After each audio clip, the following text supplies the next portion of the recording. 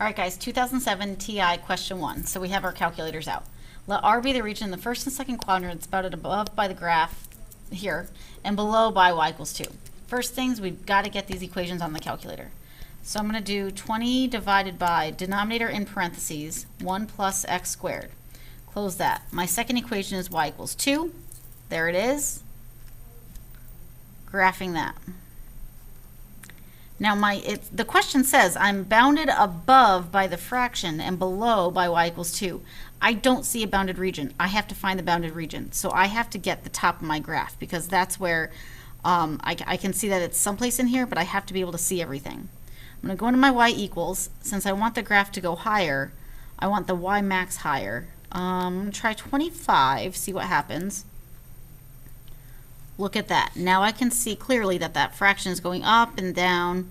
There we go. There's the bounded region that we need. So to find the area of the bounded region, now that I have my bounded region, here's y equals 2, and then my graph is doing something like this. And so there's my bounded region. To find the area, I'm going to integrate top minus bottom. If I look at this, the fraction is always on top of my horizontal line. Works out beautifully.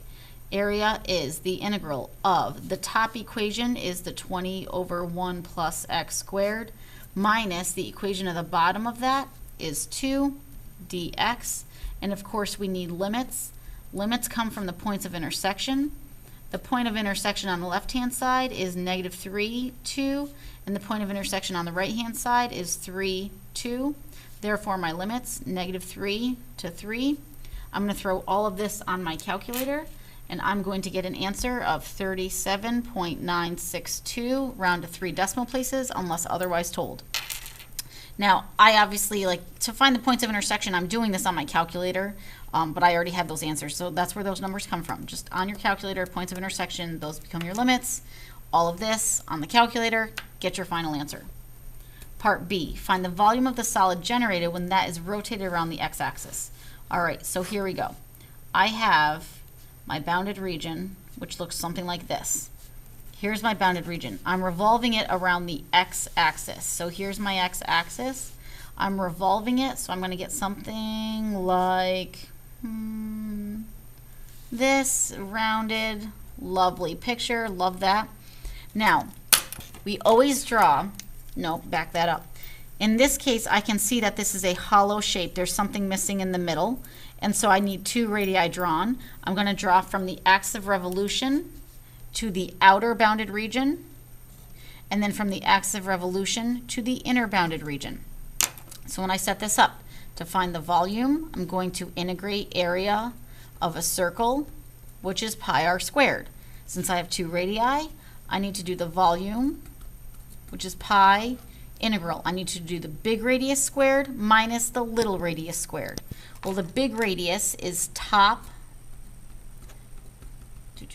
minus bottom. The bottom of the radius is on the x-axis, so that's a 0 squared. Minus top minus bottom, that's a 2 minus 0 squared dx. My limits are from negative 3 to 3 because when I revolve it, all of my circles will be sliced this way from negative 3 to 3. Same limits, bam, bam, bam. And the volume on that, you should get 1,871.190. Awesome. Okay, part C. Now that region is the base of a solid. So here's the same bounded region that I'm using over and over again. Now, what I'm doing now is I'm building, let's see here, cross sections perpendicular to the x-axis. So that means perpendicular to the x-axis, top minus bottom, are semicircles. Now, you need the formula for the area of a semicircle, which is pi d squared over 8. If you can't get that, then you need to know that to find the area of a circle, pi r squared, semicircle divided by 2. You also need to realize that diameter is 2 times the radius, therefore the radius is the diameter divided by 2. You need to then sub this in here and then solve for that formula. The easier thing would be to just memorize that, but if you don't have that formula memorized, you have to be able to get it, okay? To find the volume, I'm going to integrate the area of my semicircles. Pi over 8 is a constant. I put that outside my integral. Let's see here. Since I'm doing top minus bottom, my limits are still x's, the same limits we've had for all of these. Let's see here. Top minus bottom squared. The fraction minus the 2 squared dx. That's all you need to show for your work. And then on my calculator, I'm getting an answer, 174.268. Final answer. Done.